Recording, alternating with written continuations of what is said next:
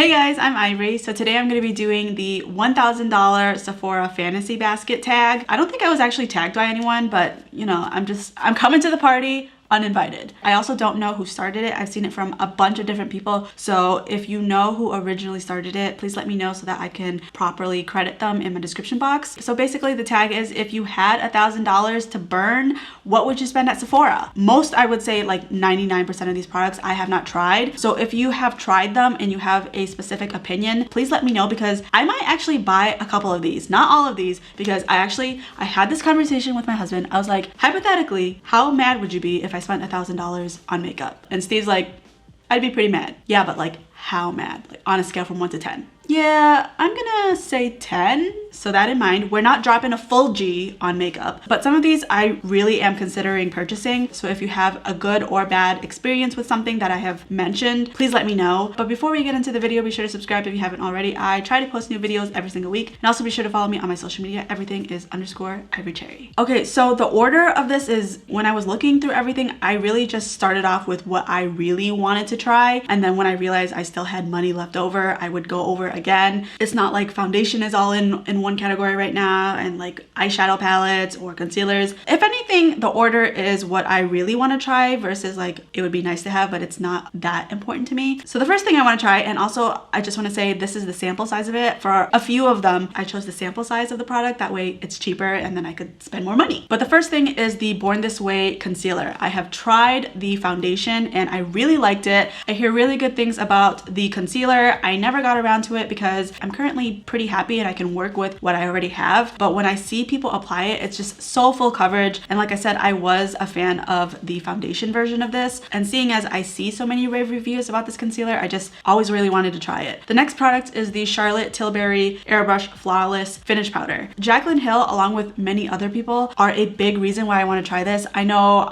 the smaller YouTuber, her name is Tara Lynn. She also really loves this product, and it's so expensive, like $45, really? The one thing that does kind of scare me is that there seems to be only 3 shades. So to have like light, medium, and it wasn't even dark, I don't feel like, is not very inclusive. So who's to say that the middle one that I would probably choose is even gonna match me? Is it gonna alter my foundation? Is it gonna lighten it up? Like, it's just, there's so many unknowns and it's so expensive that I can't quite take the leap. The next is the Hourglass Vanish Stick Foundation. There are a couple foundations on this list. The reason why I really want to try this is because, first of all, I really like the concept of stick foundations. I like the fact that, unlike say liquid, you can't apply liquid. Well, you can, but not a lot of people do it. With liquid, you have to put it on either the back of your hand or like a glass plate and then put your brush into it. Whereas a stick, you just kind of like apply it all over your face. It seems fun, but unfortunately stick foundations they don't work well on my face. Even if they are kind of long lasting, they're not really forgiving.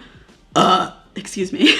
They're not really forgiving about my skin texture. I have a lot of old acne scars and, you know, I continually get breakouts every once in a while. It doesn't emphasize it. It just, other foundations seem to handle it better and are more flexible with my skin imperfections. Whereas this one is like, you have a zit and the world knows it. That is unfortunately my experience with stick foundations, so that is why I've never tried this one. And I had a friend who told me she had oily skin just like me, and she said that she tried the stick foundation and she said it was just like a greasy mess, so not to bother with it. I don't know, I still want to try it because I'm hoping there is a stick soulmate out there for me. I still have that hope, that dream, that fantasy. It sounds stupid because I have so many foundations that do work for me, but I just want one stick foundation that likes me. Not one that tolerates me, puts up with me, is like we're on okay terms, like one that I love and one that loves me back. Apparently that's too much to ask. The second foundation that I really wanted to try was the Shiseido Self Refreshing Foundation. It has SPF 30, which I already like. I like when my foundations have a little bit of SPF in it, but when I looked at the description, let me pull it up. It just claimed a lot of things that other foundations hadn't ever said, so I was like, I am intrigued. It says it has active force technology and protects the finish from the effects of sweat, oil, and facial movement. It has responsive sensory technology, which helps foundation adapt to skin's tone, condition, and texture. Like, what? palette. It's adapting to my skin. Like, what is this? The Terminator of foundations. The title of it, Self-Refreshing Foundation, it just seems like it's one of those foundations that may get better as you wear it, which sounds awesome, right? So I really want to try this. Actually, I think I want to try this more than the Hourglass one. So I'm going to switch the order of prioritization. I wanted to go to Sephora to just get a sample, but with the way it is with COVID, like I can't risk samples at this moment, so I would have to buy it. But like I said, there's a reason why this is my fantasy basket. I haven't pulled the trigger, and it's always because of the price. I mean, money has a huge factor in what I do and do not decide to purchase. If something from the drugstore fails, I don't feel as bad because it's like, okay, it wasn't that much money, so it's not a big deal. But if something like this fails, even though I could return it, at the end of the day, it's like I did still technically spend,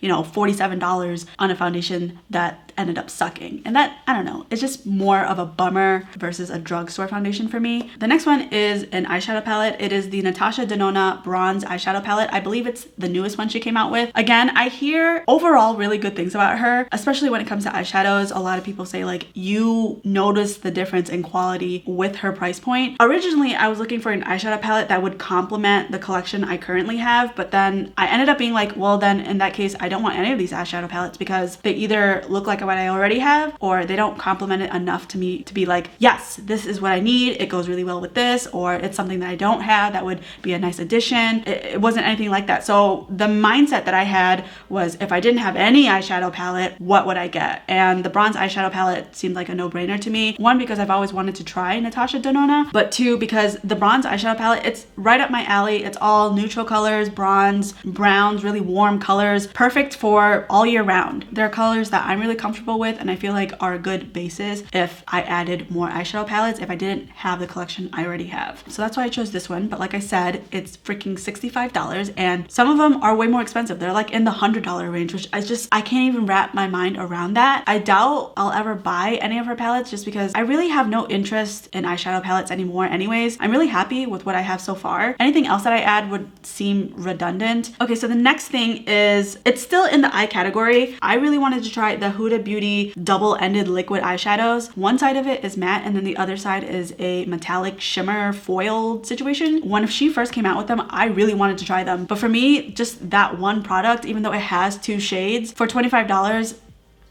no. I really liked four of them. The ones being Bubble Bath and Pink Champagne, that was like a duo. The next one being Private Jet and Shimmering Sunset. There was another one called Double Plump Latte and Drop Top. And then the last one is Cinnamon Toast and Hella Honey. As you can see, they're also neutrals, but there's also like that neutral pink, kind of like the colors from the new Nude palette. You guys know that's one of my favorite eyeshadow palettes up to date. Fitting that I would want either neutrals or like a neutral pink, like mauve situation. I've never tried a matte shadow in liquid form. I have tried it in cream form. I don't know how this would be, which is why I was intrigued. The idea sounded really cool, especially since the two colors are supposed to be complementary to each other. It seems like really fast on the go and would be really easy to use because you, hypothetically, if you did this on the go and you put it on your purse, you would only need this product and maybe like a fluffy brush like this one to blend out the matte, and then you could just put the shimmer directly on your lid from the applicator and you would just be done. The next product is the Fenty Cream Blushes. So the Fuego Flush, it is an orange blush, which I don't have. I think that would really round out my collection because I don't have that. So I think that would be fun to at least try and experience. The next one being Rose Latte, which I believe was like a brownish color. Again, that's another color that I don't really have in my current collection. The reason why I chose cream is because I haven't had the best experience with it. I've heard pretty good things about this one and that it is okay for people with oily skin and it doesn't like lift off the foundation. So I always want to try things to go out of my comfort zone. I am very comfortable with what I currently use, so I would like to try more cream blushes, but unfortunately the fact is I don't have good luck with them. But if I had $1,000 to burn, I would definitely try it again. The next item is the Hourglass Ambient Lighting Palette. There are ones that are just have the one pan. I'm talking the one that has like 3. I feel like I would really enjoy that variety just because you never know if I'm gonna get lighter or darker, and I feel like it would also be nice to just mix them all. Remember, oh,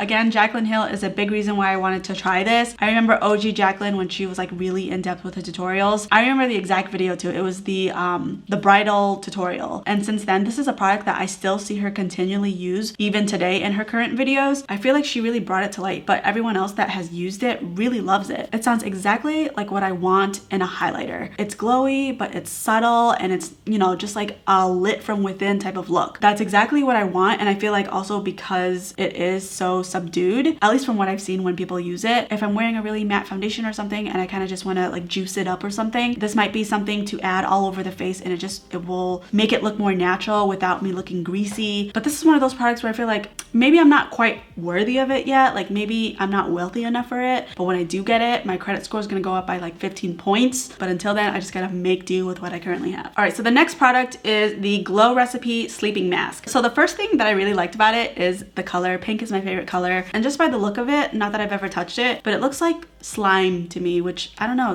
that's calming to me. Does that sound weird? It's kind of like putty or like flubber.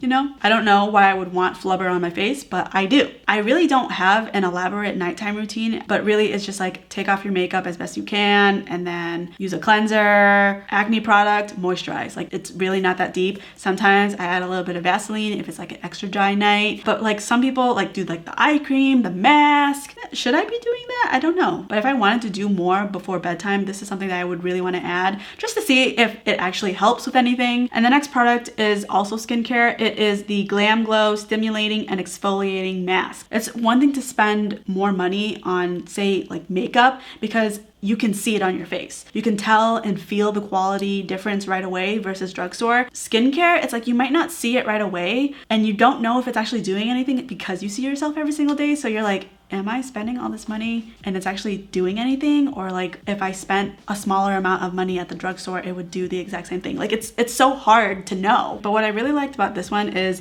the whole exfoliating, like helping skin texture and stuff like that, which I definitely have. And also Glam Glow seems to be like really popular amongst the beauty community. So it's something that I just kind of wanted to see if it's worth the hype, or is it just because they're getting PR from them. Okay, so the next product is lashes. So I have two lashes that I would really like. And the first one is Lily lashes and also velour lashes. I would love to see if there's a difference between that and the really cheap ones that I currently use. The ones that I have right now on, they're $3 on Amazon. I'm gonna say this sentence like over and over again, like I've never tried this product in my life, but I've never tried any high-end false lashes. I do feel like maybe ignorance is bliss with this one, because what if I really like the false lashes from high-end and then I would have to spend $30 each time for false lashes and they only last like, I don't know, 10 times, 20 times max? 20 times seems to be pretty generous. I usually use mine up to 10 times, but those two would be the ones that I really like to try. Right now, all I've tried is like Eylure, Ardell's. I've tried a couple from Amazon. I've tried like a couple from like indie brands. There are very subtle differences that I can tell from each brand, but in general, I really don't have a problem with any of them. So it makes me question like, why is this so much more expensive? The next product is the Sephora Mini Perfume Sampler.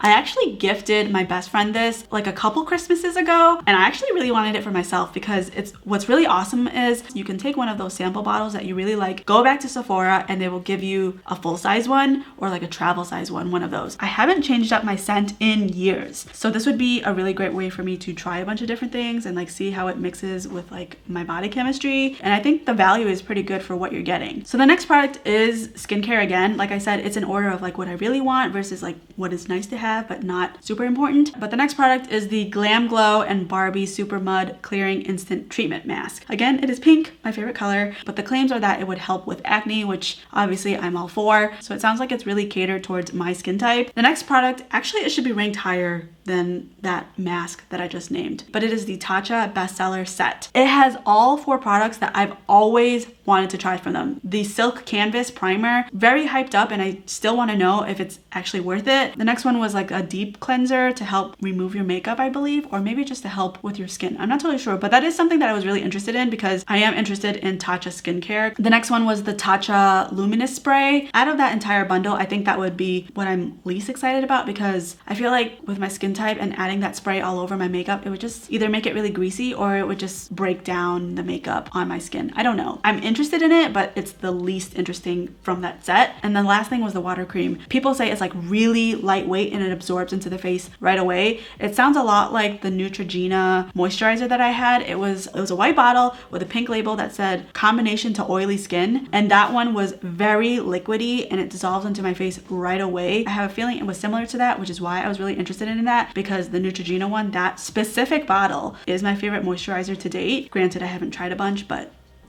yeah.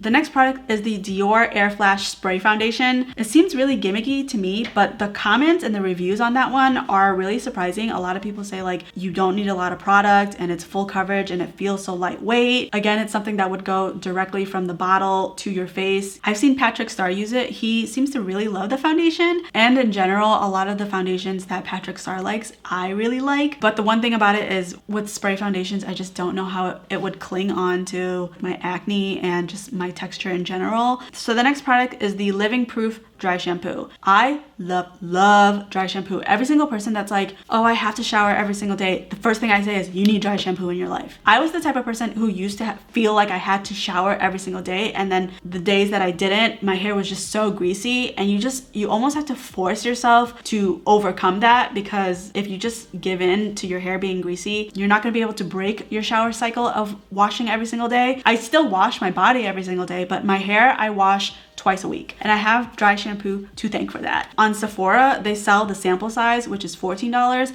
and I think the big size that I've seen is maybe $30, and that's what makes me hesitant, because the one that I use right now, the Dove one, I think it's half the price, and I really do love the Dove one. I'm gonna go back and reread the reviews on this because I think I'm due for dry shampoo. All right, so the next thing is the Peace Out Acne Healing Dots. I have tried healing dots before. Basically, they're like clear stickers, and you would put them over your acne so that overnight your blemish would die down. I've tried them before and I don't really feel like it made any difference. So that's why it's pretty low on my list. I'm on number 20 and I think I have 25. All right, the next thing is the Fenty bronzer, the powder bronzer. I actually have tried them before. I tried them once when I did a Get Ready With Me with my friend Caroline. It was when I went down to California and we did a collab together. That was such a great day. But she had the Fenty bronzer and it was one of those like products where it was love at first sight. But it's her bronzer, so it stays with her. So it's something that I always wanted to purchase for myself, but because I have so many bronzers and I'm trying to use up what I have, I never made the purchase. Unless there's something more popular or more recent, this is a product that I actually really want to have because I tried it once and I knew I liked it right away. The next product is the Clinique Take the Day Off Balm. Again, this is another product that I have tried and I've only tried it once though. It was 3 years ago, pre-COVID. Remember those days? I went into Ulta and I was looking for a lipstick or a lip color to buy for my wedding. So we were going through a bunch of swatches, and between each swatch when I was taking it off, they gave me this balm. And I just remember it melting off the product and I'm like, this is really good. And they're like, yeah, we really like to use this whenever we're taking off makeup or like lip products. So it's something that I've always wanted to get the full size of to take off my makeup. But I feel like because I usually wear so much makeup, I would really be digging in a lot. And I don't know if I would get my money's worth because it is quite pricey. And when it comes to skincare, I always kind of overdo it with the amount of product that I probably need. I put too much. So I feel like I would run out fast. I remember a year or so ago, actually, I went to Ulta and I was getting a foundation and I actually put in my basket this balm. And for whatever reason, I like freaked out and I put it back on the shelf. Like, I don't know why I chickened out. I'm that weird person when I go shopping, I'll get a bunch of stuff and right when I'm about to check out, I put everything back. Because I'm like, wait, do I have something like this? Is it really worth this money? And I just like look for imperfections somewhere and then I put things back. That's how I roll. The last product is, I might butcher this, the Dr. Laura Devgan Scientific Beauty Lash Serum. This is the most expensive one out of all of them. It's $150, but it's basically Latisse. I've never tried Latisse, but the reviews, it was like close to 5 stars and there were a good amount of them. I don't know too much about lash serums and luckily I have false lashes. So if I really wanted longer lashes, this is my shortcut to them, which is why this is last on my list. But I have always wanted naturally longer lashes. My husband has the most beautiful, fluttery, separated, long lashes. And I just, when he closes his eyes and he sleeps, I stare at him and I'm thinking in my head, you don't deserve those lashes. Steven. But for years, short lashes was a huge insecurity of mine. When I was in college, I was, you know, pretty broke, like we all were in college. But because I worked at a nail salon, I did get a discount on lash extensions. I remember spending my money, like very little money that I had, on replacing my lash extensions. I ended up having to stop after maybe one semester or maybe the end of my freshman year because I was like, I'm going broke over these freaking lashes. It didn't make any sense, but when I finally got rid of the false lashes, I just remember being really insecure about them. It's such a small thing, but you know, you always want what you don't have, and I've always really wanted longer natural lashes so that I don't have to wear falsies. I could be just like Kathleenlights or Allie Glines, where you just add on mascara and it's just like beautiful and separated and fluttery, and I'm just like, what the hell? I just have these short downturned stubby lashes. It's so unfair. So that's why I added this to my list. But that is my entire list. Please let me know your thoughts on the products. If you've tried them, do you like them? Do you hate them? Are there any of them that you're curious about that you actually want me to purchase to try for you guys? You know, be the guinea pig. Let me know, and don't forget to give this video a thumbs up. Thank you so much for watching, and I will see you in my next one. Bye!